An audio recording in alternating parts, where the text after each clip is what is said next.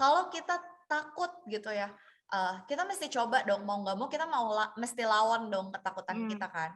Lawan ketakutan tuh kayak gimana?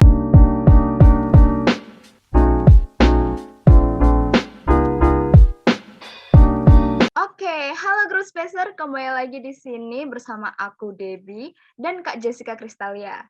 Di segmen ini kita akan ngebahas lebih lanjut mengenai cara mengembangkan potensi diri melalui PACE. Kalau kalian belum tahu apa itu PACE atau Chinese Astrology, bisa nonton dulu video sebelumnya ini ya, yang bisa kalian lihat di description box di bawah.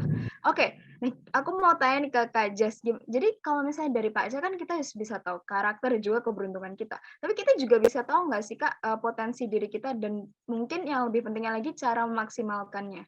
Oke deh, buat jawab itu, mungkin aku jelasin dulu kali ya. Jadi pace itu tuh kita sebutnya tuh destiny code nih sebenarnya. Mmm.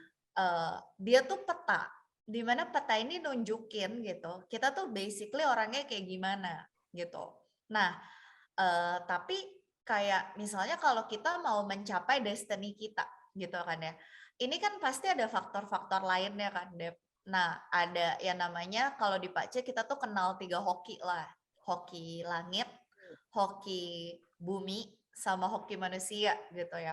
Nah, di hoki langit itu yang kita lihat dari Pace. Jadi misalnya nih contoh, oh kamu punya binatang kuda nih. Kalau orang punya kuda itu pasti punya jiwa kepemimpinan. Tapi bisa jadi jiwa kepemimpinannya nih nggak keluar nih, malah jadinya ketakutan terus, apa namanya, kayak lebih suka ngikut orang aja gitu. Nah, ini gimana nih cara ngembanginnya? Nah, itu bisa dikembangin dari hoki buminya sama hoki manusianya, Dep. Hoki bumi itu Oke. ngomongin soal energi. Jadi misalnya nih, dia punya kuda tapi nggak punya, misalnya nggak punya kayu gitu, jadi takut memulai gitu kan. Mmm. Nah, ini yang dinyalainnya pakai cara apa gitu ya, bisa pakai warna, bisa pakai arah, bisa pakai kegiatan-kegiatan tertentu gitu. Di satu sisi, hoki manusia tetap harus jalan. Hoki manusia itu maksudnya gimana sih? Kalau kita takut gitu ya, kita mesti coba dong, mau nggak mau kita mesti lawan dong ketakutan Mhm. kita kan. Lawan ketakutan tuh kayak gimana? Contohnya, menceburkan diri ke banyak lingkungan yang baru, kayak gitu. Cobain hal-hal yang di luar zona nyaman kamu, tapi setelah kamu timbang-timbang, ini sepertinya baik untuk kamu lakukan. Jadi, Oke. ya namanya baca pace, itu bukan berarti membuka masa depan kita tanpa kita usaha, tapi tetap harus usaha gitu ya.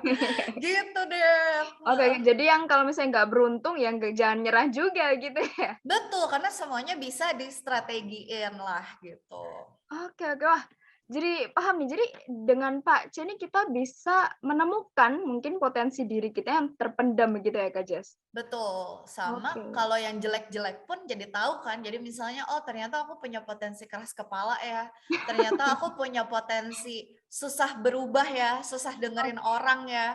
Nah ini kan yang bisa kita lihat nih, terus kayak, oh mesti kita apain nih supaya nggak jadi orang yang kepala batu, nggak jadi orang yang nggak mau dengerin orang lain, nggak mau belajar dari orang lain, kayak gitu kan Mmm. Dep, Jadi gitu. bukan cuman nemuin keunggulan, tapi sekalian kelemahannya juga dibuka juga nih di Pace.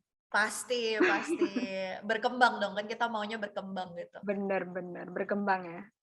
Oke. Nah, tadi Kak Jas, menyinggung tentang hoki bumi dan hoki manusia ya. Kalau hoki Mhm, manusia tentu saja dengan kerja keras ya, effort kita sendirilah omongannya. betul Nah, betul. kalau hoki bumi ini cara ngakalinnya gimana tuh, Kak? Nah, yang tadi aku sempat singgung sedikit sih, jadi kita Mhm. bisa akalin pakai warna, pakai arah, pakai Oke. kegiatan-kegiatan tertentu. Jadi misalnya kayak orang nggak punya api nih, ya harus olahraga kardio gitu, mau nggak mau gitu. Itu, Oh, bener, jadi hoki bumi itu ngomongin manipulasi energi kan, Dep. Kalau kita nggak manipulasi punya. energi. Mhm mhm. Yes, kalau kita nggak punya elemennya, itu artinya ada titik energi kita yang mati nih, harus dinyalain. Nyalainnya gimana? Yaitu pakai kegiatan, pakai warna, pakai arah. Makanya kalau misalnya orang Chinese tuh setelah baca pace, biasanya baca Feng Shui. Feng Shui itu kan, Oke. iya kan? Bener nggak ya? Iya, aku tadi mau nyinggung itu, tapi takut salah gitu. Ya. Ini nyambung Dep, sebenarnya Oh, nyambung. oke. Jadi Feng Shui itu kan ngaturin tata letak rumah nih. Jadi misalnya kayak Benar. di depan harus ada kolam, di belakang harus ada apa gitu. Itu tuh sebenarnya buat apa sih? Buat manipulasi energi kayak Oh, gitu. now it makes sense banget ya. Yes. Oke, sampai ada kayak penasehat Feng Shui dan lain-lain, itu biar hoki buminya ya naik gitu dan kita ini Betul. bisa lebih beruntung dan lain-lain. Oke, nah kalau menyinggung tentang itu nih Kak, kalau di pekerjaan Kakak sendiri nih Hmm, sebagai HR, di karir Kakak, apakah Kakak pernah gitu loh mm-mm. gunain, hoki bumi ini di kerjaan Kakak dan hoki manusia ini? Oke. Jadi sebenarnya kalau aku jadi HR, apalagi aku di HR itu orang learning nih Dep. Itu Mhm. sebenarnya sehari-hari kerjaan aku adalah ngembangin hoki manusia orang. Iya kan?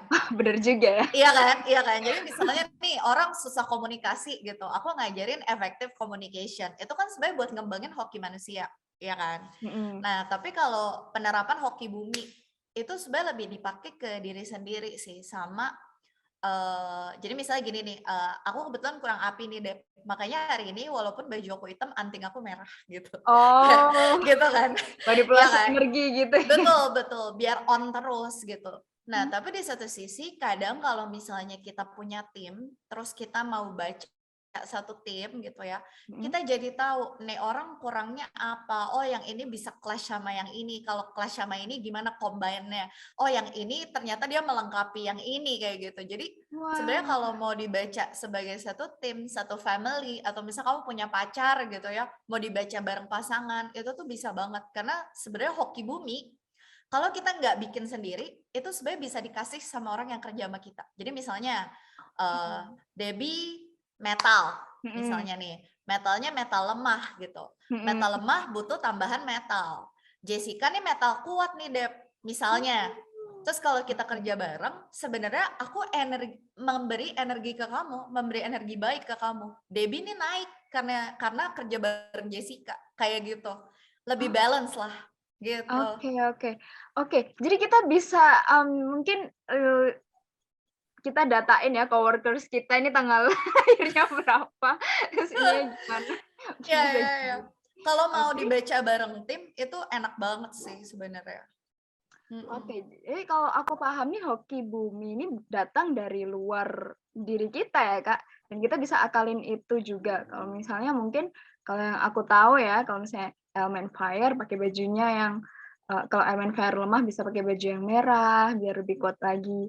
Nah, Mhm. kalau misalnya kita sudah akalin dan gimana-gimana ini, apakah dari diri kita sendiri, bisa merasakan hal itu? Apakah kalau misalnya nih aku cocoknya nih biar lebih oke pakai baju kuning, gitu. Mhm.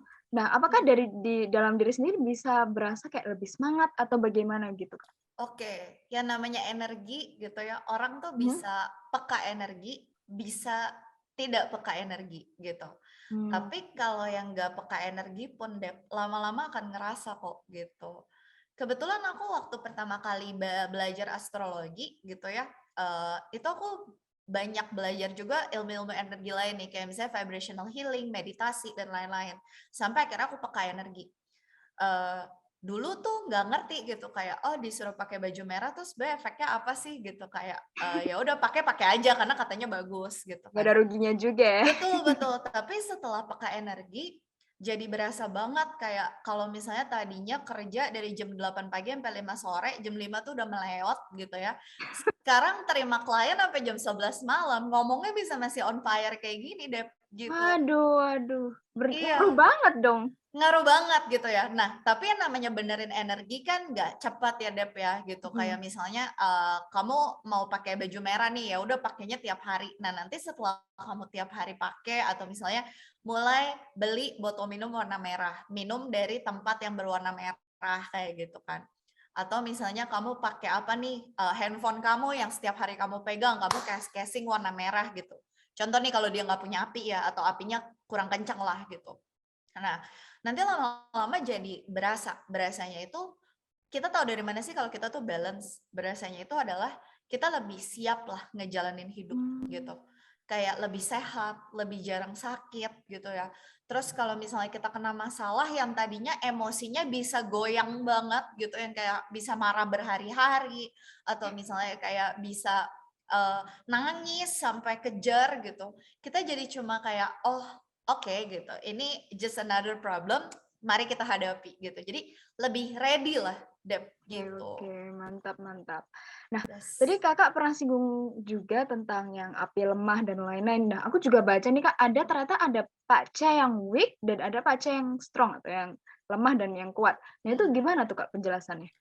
Basically weak atau strong itu ngomongin tangke energi kita sih, Dep. Jadi kan kalau kita Hmm. hidup, kita bekerja, kita berkomunikasi sama orang lain gitu kan ya. Nah itu kan butuh energi, bener ya? Mhm. Kalau orang yang weak gitu, itu tangke energinya tuh kecil. Jadi pesannya adalah harus tahu kapan mesti istirahat gitu. Oh. Nah, sedangkan orang yang strong itu tuh tangki energinya besar, Dep, sebenarnya. Nah, kalau orang yang strong tidak membuat output, misalnya dia malah jadi males kerja atau tidur-tiduran terus Si gitu ya. manusianya nggak digunain ya? Yes, betul. Nah, nanti jadinya energinya kelebihan kan. Kalau energi kelebihan ini, mau nggak mau badan mesti buang kan. Badannya buangnya lewat mana? Macam-macam deh. Bisa jadi dia orangnya jadi emosional. Atau misalnya dia Oke. bisa jadi overthinking. Atau kesenggol sedikit jadi marah-marah gitu. Jadi kita bisa memahami sebenarnya energi kita nih kelebihan apa kekurangan. Kalau kekurangan, belajar untuk istirahat. Kalau kelebihan, belajar untuk nggak males-malesan, yuk emang mesti produktif gitu. Oke, oke. Nah, Yes. dan berarti aku ini salah kira ya, kupikir tuh Pak C yang weak dan strong ini maksudnya beruntung atau enggak, ternyata malah berurusannya dengan energi, begitu ya, Kak? Yes, sebenarnya gini, yang namanya keberuntungan nih Dep ya, sebenarnya kayak jadinya kayak nggak adil gitu dong kalau misalnya ada orang. Nah itu dia. Iya kan? Gitu ya. Misalnya ada orang dilahirkan beruntung, ada orang dilahirkan nggak beruntung gitu.